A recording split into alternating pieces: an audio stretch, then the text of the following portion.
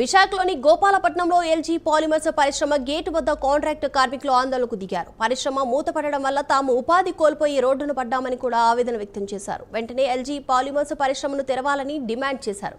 అలాగే super speciality ఆసుపత్రి కూడా త్వరగా నిర్మించాలని కోరారు.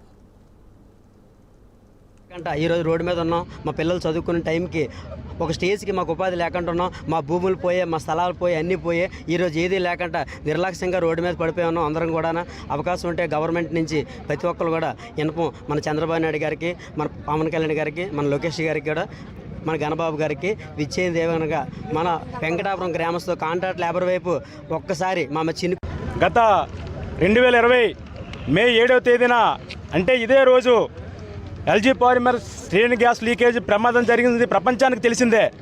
ఆ రోజు ఎంతమంది చనిపోయారు, ఎంతమంది వేలాది మంది, వందలాది మంది క్షతగాత్రులు అయ్యారు. ఈరోజు కూడా గ్రామంలో ప్రతి ఒక్కరికి కూడా అనారోగ్య సమస్యలు వెంటాడుతూనే ఉన్నాయి. ఆ రోజు ఉన్న ప్రభుత్వం మీకు సూపర్ స్పెషాలిటీ హాస్పిటల్ కడతామని చెప్పేసి ఆ హామీని అమలు చేయలేదు. కొంతమంది కాంపెన్సేషన్ ఇచ్చారు, మరి కొంతమందికి ఇంకా ఇవ్వలేదు.